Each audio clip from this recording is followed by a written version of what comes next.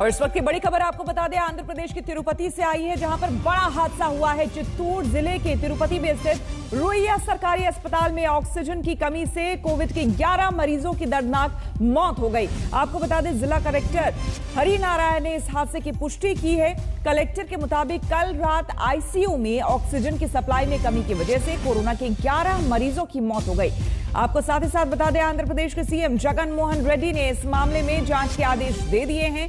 जिस अस्पताल में यह हादसा हुआ है वो एक कोविड डेडिकेटेड अस्पताल है। अस्पताल में कुल 135 मरीज वेंटिलेटर पर थे, लेकिन बाकी मरीजों को सुरक्षित बचा लिया गया है। 11 मरीजों की मौत हो गई है।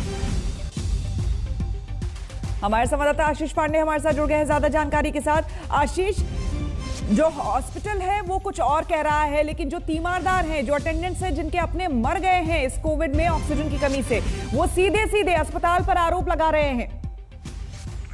जी श्वेता, आप बिल्कुल सही कह रही हैं। जो रिलेटिव्स हैं, जो अटेंडर्स हैं इन सारे पेशेंट्स के, वो लापरवाही का आरोप लगा रहे हैं। उनका कहना है कि उन्होंने ऑक्सीजन की कमी के बारे में शिकायत की थी, इसके बारे में सलाह दी थी प्रशासन को, लेकिन फिर भी ये दुखद हादसा हुआ। कल करीब 8 बजे, सोमवार की शाम करीब 8 बजे कलेक्टर के मुताबिक 8 मिनट तक ऑक्सीजन की जो सप्लाई है उसके प्रेशर में गिरावट आ गई, जिसकी वजह से कम 11 लोगों की मौत हो गई।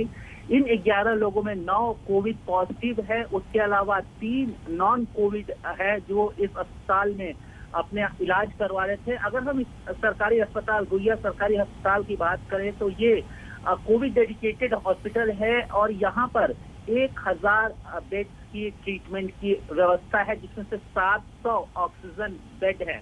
ऐसे में अगर ऑक्सीजन की किल्लत होती तो आप अंदाजा लगा सकते हैं कितनी पैनिक फैला होगा। आशीष, जानना चाहेंगे आपसे, ये जो 11 मरीज जिनकी मौत हुई है, ये क्या वेंटिलेटर पर थे?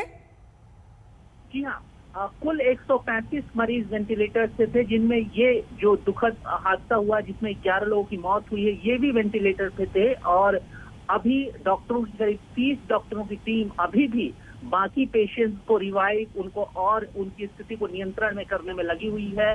कलेक्टर, डिप्टी कलेक्टर, तिरुपति के एमपी, सारे लोगों ने मौके का मुआयना किया। मुख्यमंत्री वाईएस जगन मोहन रेड्डी आशीष, जांच तो चलती रहेगी। जिनकी जान चली गई वो तो चली गई, वो वापस तो नहीं आ सकती ना। ये बताइए कि अस्पताल प्रशासन क्या कह रहा है? आईसीयू में खास करके वो पेशेंट्स जो कि वेंटिलेटर पे हैं, उनके ऑक्सीजन के प्रेशर में कमी, ये कैसे पॉसिबल है? ऐसा कैसे होने दिया जा सकता है? यानी कि सीधे तौर पर लापरवाही। जाहिर तौर पे ये एक बड़ी लापरवाही है। इस लापरवाही को प्रशासन बिल्कुल भी नकार नहीं सकता। हालांकि वो ये जताने की कोशिश कर रहा है कि उनके पास पर्याप्त मात्रा में ऑक्सीजन सिलेंडर थे और इस ऑक्सीजन सिलेंडर को चालू रखा गया था, लेकिन चूंकि ज्यादा पेशेंट थे, अस्पताल का कहना है कि ज्यादा पेशेंट होने की वजह से प्रेशर में गिरावट आ गई, इस वजह से ये हादसा हुआ। लेकिन ये एक गंभीर हादसा है, ये गंभीर लापरवाही है और प्रशासन को, साथ ही साथ जिला प्रशासन को, इसके अलावा राज्य सरकार को भी इस पर जवाब देना पड़ेगा, क्योंकि आंध्र प्रदेश का पहला हादसा नहीं है। चित्तूर जिले से लगा अनंतपुर जिला है, वहां पर भी हमने ऑक्सीजन क्राइसिस के बारे में रिपोर्ट करी थी। वहां पर भी लगातार 3 दिनों तक 3 अलग अलग घटनाओं में लोगों की मौत होती है। वहां भी सरकारी अस्पताल में इस तरह की घटना घटित हुई थी। बिल्कुल, बहुत बहुत शुक्रिया आपका आशीष, तमाम जानकारी के लिए।